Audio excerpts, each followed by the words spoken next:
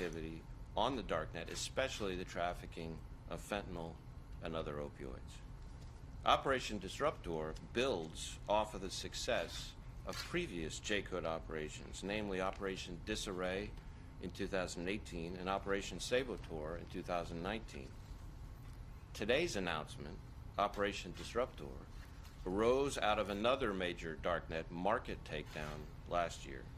In April 2019, an international law enforcement operation resulted in the seizure of Wall Street Market, which was at the time one of the largest criminal Darknet marketplaces. And using information gleaned from the Wall Street Market takedown, the United States worked with partners in international law enforcement to target scores of major criminals reliant on the Darknet. Operation Disruptor is the culmination of that work, illustrating the impact of a coordinated government effort on both a domestic and global scale.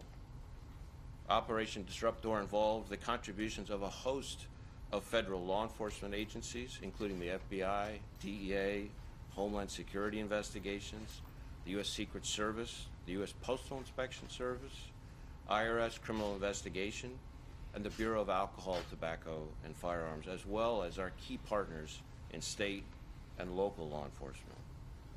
The law enforcement personnel assigned to J-Code specialize in threats where traditional criminal activity intersects with sophisticated technological platforms.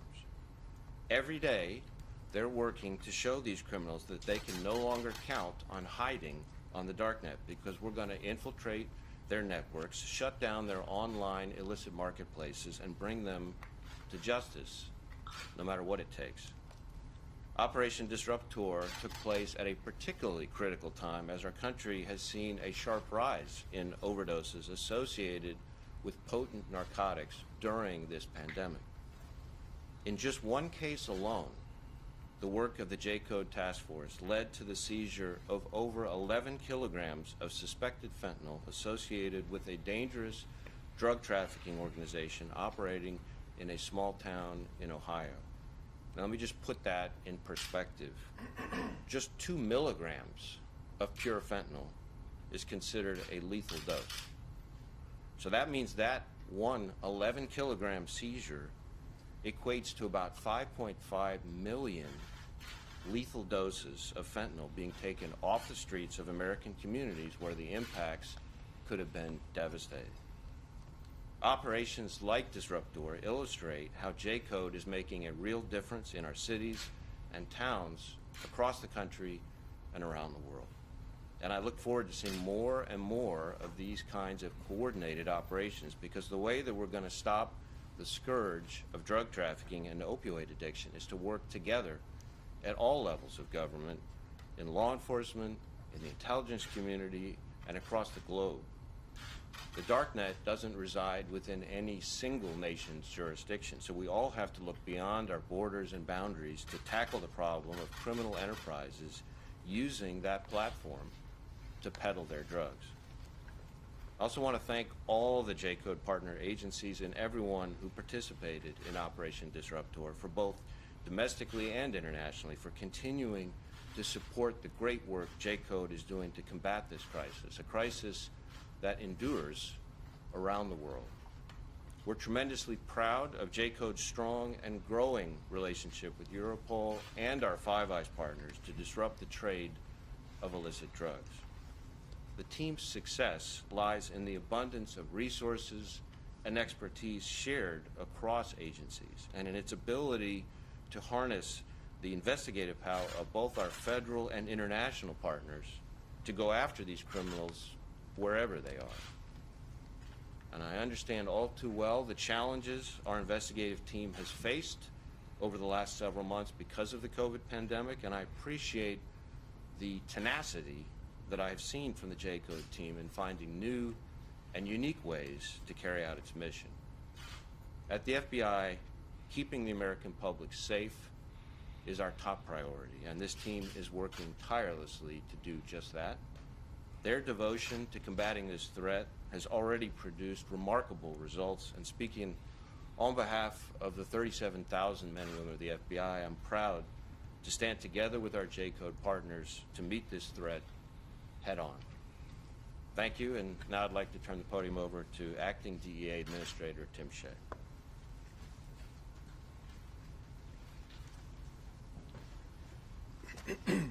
Thank you, Chris. Appreciate that. I'm proud to stand here with our federal partners today to announce the results of Operation Disruptor. This operation is an outstanding example of our commitment to attack drug trafficking organizations operating on the dark web, and further demonstrates what can be achieved when we employ a whole-of-government approach to address these threats. This was truly a global operation and a testament to the partnerships we developed around the world. The drug trade is constantly evolving, and DEA is evolving with it. While we are often best known for our more traditional law enforcement activity, over the years, DEA has adjusted its tactics to stay ahead of traffickers who have endless time and money to find new ways to peddle their poison, even behind an endless maze of ones and zeros. Each year, DEA enhanced its ability to investigate and prosecute drug crimes taking place online, from identifying traffickers attempting to operate anonymously, to gathering intelligence on traffickers operating in dark web marketplaces, to tracking movement of drugs and money. Then, as the name of this operation suggests, we work together to disrupt, dismantle, and destroy these networks. Operation Disruptor began after a worldwide takedown of Wall Street Market in Operation Saboteur. DEA Special Operation Division, along with J-Code and the National Cyber Investigative Joint Task Force, helped coordinate these global enforcement operations with more than a dozen domestic and international law enforcement partners. Together, we identified these drug trafficking networks, made large-scale seizures, and arrested significant traffickers like Arden Mccann. The Royal Canadian Mounted Police arrested Mccann, one of DEA's most wanted targets in Montreal last February.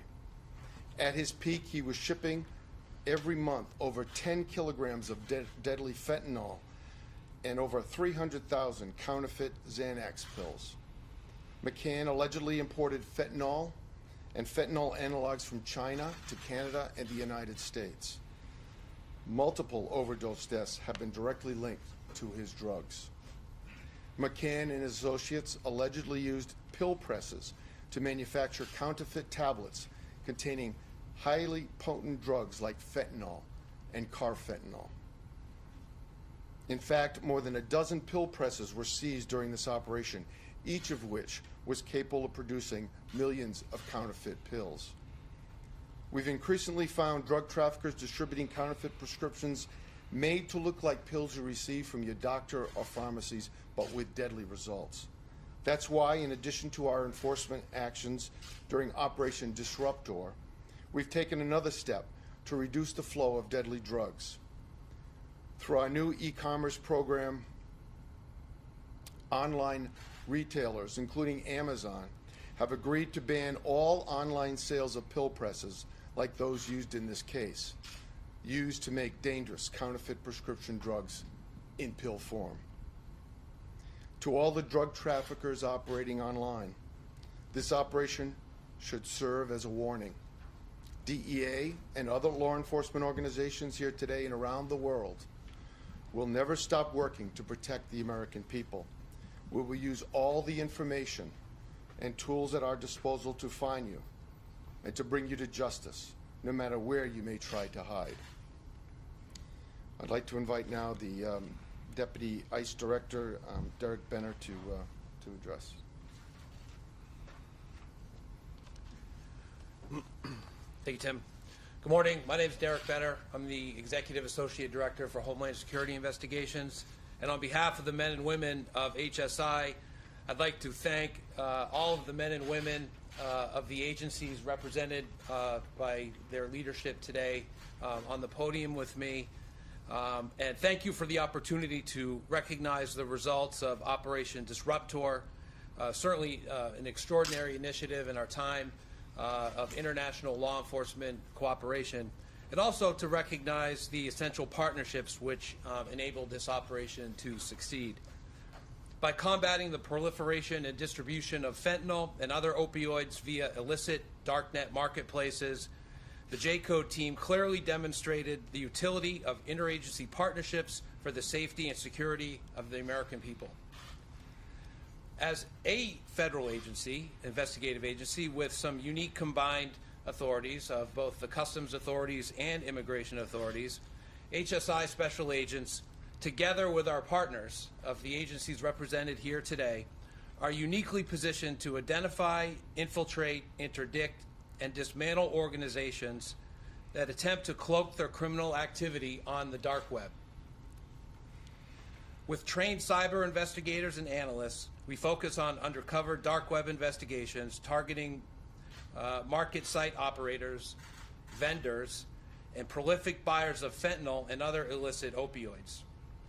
Equally important, we also focus on tracing and identifying illicit proceeds derived from the distribution and online sales of these dangerous drugs.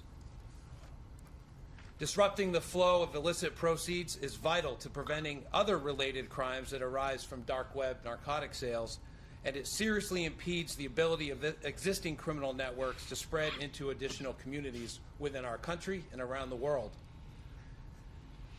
Another top priority for HSI is sharing law enforcement capabilities throughout the interagency, specifically by providing unique training opportunities to our law enforcement partners. Dark web, darknet investigations are highly technical and very complicated. We like to provide training on a wide range of cybercrime topics, including darknet markets, online undercover investigations, network intrusion, just to name a few.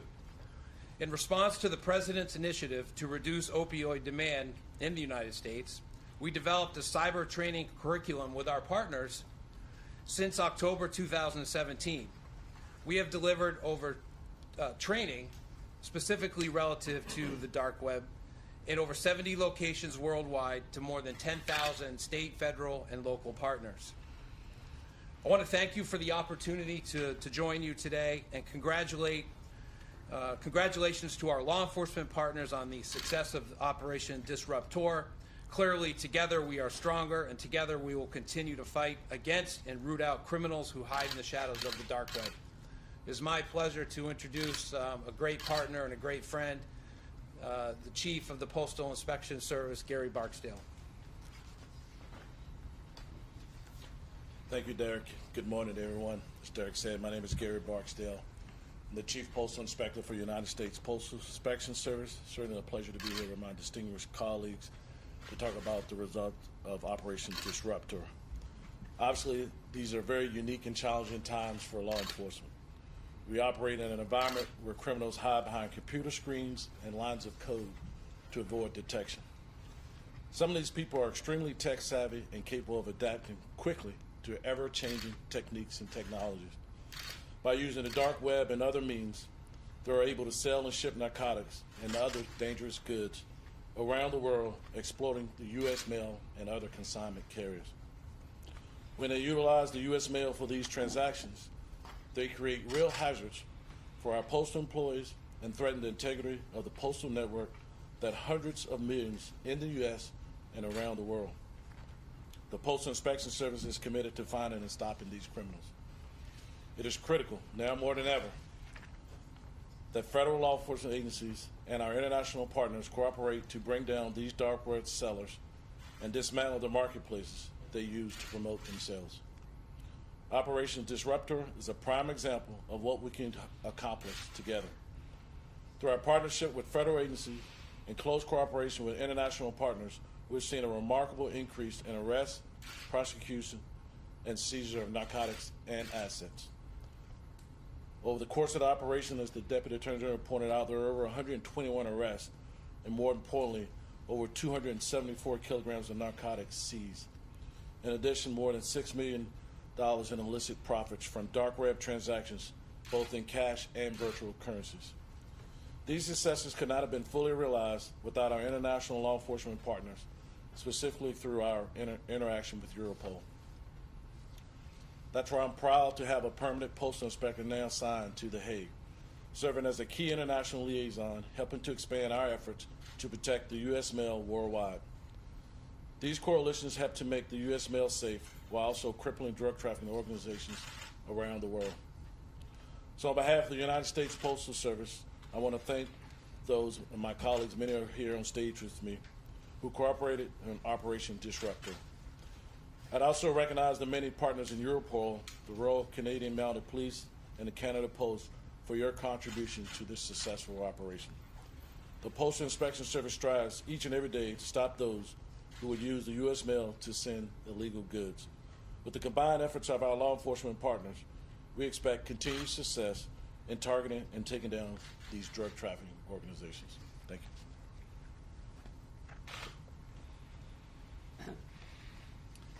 Okay, well, thanks to everybody for those comments and for the terrific cooperation on this really important activity in Operation Disruptor.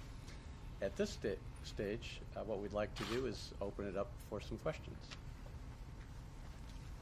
And ladies and gentlemen, this is the conference call operator. We will now begin the question and answer session. To ask a question, you may press star and then 1 using a touch-tone telephone. To withdraw your questions, you may press star and 2.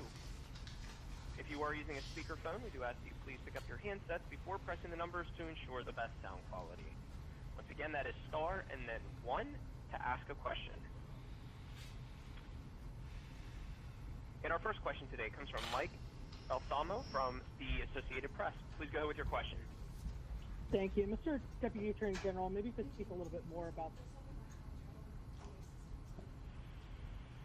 Unfortunately, I can't hear the question, so we'll have to try to get that enhanced so we can hear it.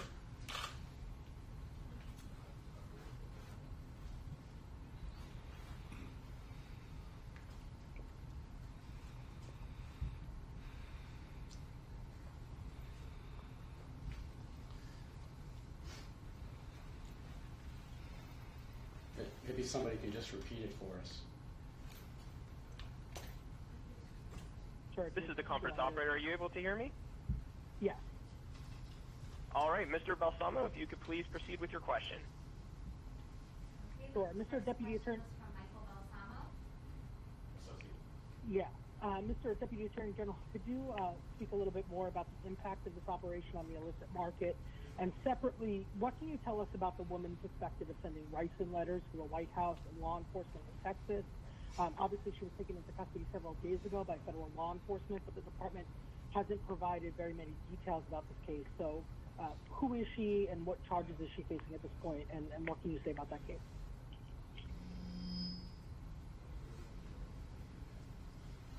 Okay, will we only be sticking to questions regarding this announcement? Will we please go to the next question? Okay. I couldn't hear what that question was. It was off topic, just to give reporters an opportunity to ask questions. It was regarding... Our next question comes from Luke Barr from ABC. Please go ahead with your question. Luke Barr from ABC. Hi there. I have two questions for Mr. Ray. Mr. Director, you mentioned that opioid overdoses are on the... Yep. You mentioned that opioid overdoses are on the rise. Are you seeing the opioid market shift? Overdoses are on the rise? Are you seeing the opioid market shift to more online deals during the pandemic? My second question is that Are you saying the the president was opioid market happy shift? and my second question is regarding your testimony last week.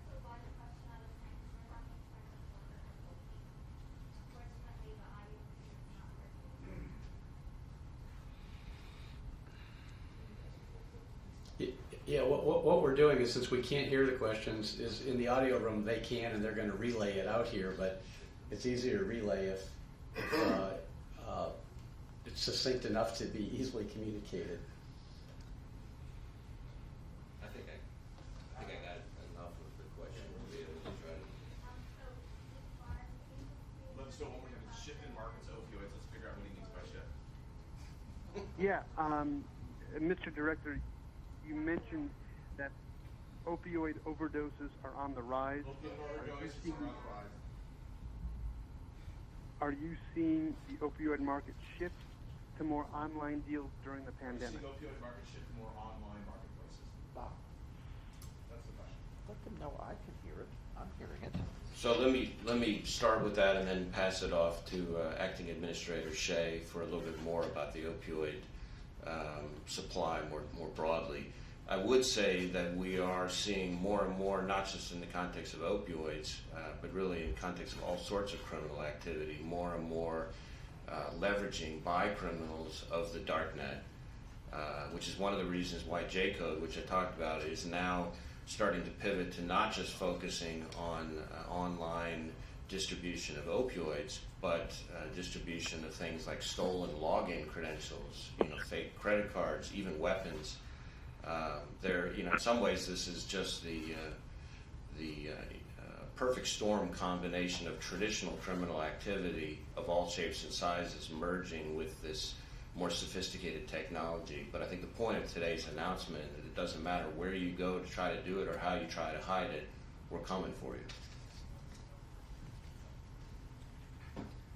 I would agree with the director, and I would make one general observation that I think that we've seen a shift as a general matter away from prescription opioids, where there's been at least an 18% decline in the last 2 years of overdose deaths as it relates to prescription drugs.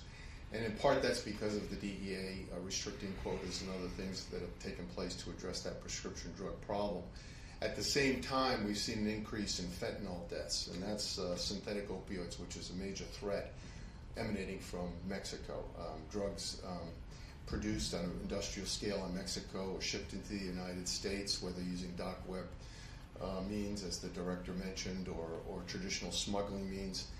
This has a tremendous increase in volume in the United States, and it's, as it mentioned, produces deadly results. You're seeing these fentanyl pressed into pills in inexact amounts, taken maybe 1 or 2 times, can produce a lethal dose and overdose death. So it's a very dangerous situation that we're trying to address here, and this is part of our response to that.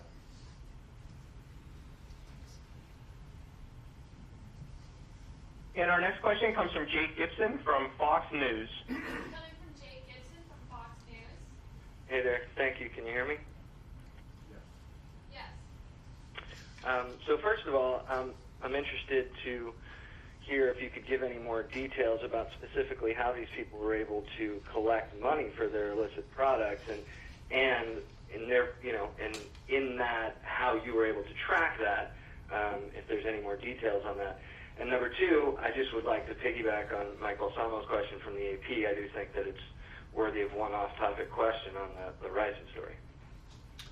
Okay, so on the first part, I'm going to ask FBI Director Ray to comment, but let me just say a key element was alluded to in the remarks, which was prior to Operation Disruptor, there was a major takedown of one of the key sites, the Wall Street market, and that's an important development that helped facilitate the work we've announced today.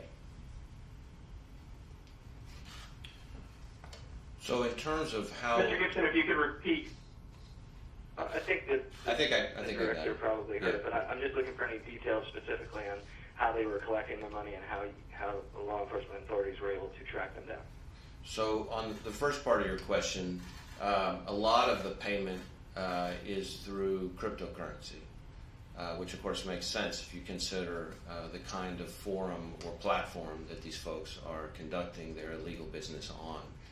In some ways, it illustrates a broader phenomenon that we're having to deal with across criminal investigations of all kinds, which is anonymization, as you see here through the use of the Tor browser, cryptocurrency in terms of anonymizing and trying to conceal funding.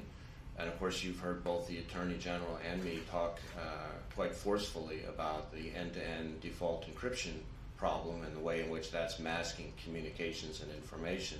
So all these things fit together in terms of the use of technology to hide criminal activity from law enforcement. Now, as to the second part of your question as to how we how we found them or how we were able to track the money. Part of that, of course, is not sharing our sensitive techniques in a press conference, and I hope you can respect that. We have very creative people who are themselves very innovative within the law and using a variety of tools to catch people who think they can hide in the darknet. And then I think just on the Rosen matter, there's really not a whole lot we can add at this time. There is an individual in custody. It's the product of great partnership, not just between federal law enforcement here in the U.S., but also with our key partners at the RCMP up in Canada. More to come on that later. Great, thank you. Yeah, Our next question comes from Claire Hines from CBS News.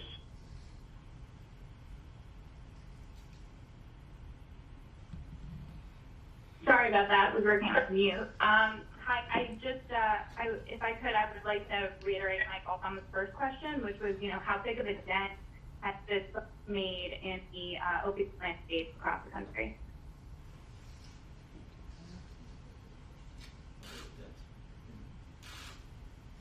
Do you mind repeating the question? Sure. How big of a dent has this operation made in the United States, the opioid landscape here? Yeah, I think it's fair to say it's significant in our dark web investigations. I mean, some of these individuals were under investigation already by the DEA and others, but this operation increased that scrutiny, and we were able to arrest the numbers that we mentioned before. So I think with respect to Darknet activity, I think it's a significant impact. Again, I think there are a lot of ways to get illegal drugs into the United States. Smuggling directly by the Mexican cartels is the majority of it. So in the overall picture, it's part of the solution, but and not the complete solution. We continue to push our ability to disrupt the smuggling across the southwest border. Virtually all of the meth and a lot of the fentanyl used in the United States comes across that border. So that's been our focus, and whether it's facilitated by the Darknet or whether it's directly smuggled in the traditional way, we continue to do that, but this is a significant operation. Well, let me just add to that, too, that from our overall perspective, one of the key elements of this is that there are people on the Darknet who perceive themselves as being immune or safe or unlikely to be detected. And one of the key messages from this operation is they were wrong. They're not safe, and we will find them. And there's tangible indications today to show that from the numbers we've talked about, both in the United States and abroad, that the international partnership that's involved, and our European partners are announcing this today as well, makes the important point that I alluded to in my initial remarks, is that anyone who thinks there's going to be a safe haven in cyberspace is sorely mistaken. Next question. Our next question comes from Christine Phillips from USA Today. Please go ahead with your question. Hi, my question has been asked and answered, so thank you. All right, and we'll take another. Once again, if you would like to ask a question, please press star and then 1 to join the question queue. To remove yourself from the queue, you may press star and 2.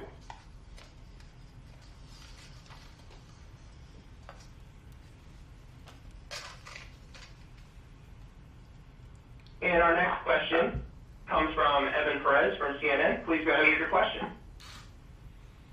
Yeah, this is I think for the Deputy Attorney General. The President had made a commitment to go after some of the companies that were behind the opioid crisis. Can you give us an update on your efforts to negotiate perhaps a settlement with some of the big companies that brought us to this place? Well, I think when there's something to announce on any of those topics, we'll do so. But I think for today, don't really have an update for you on that.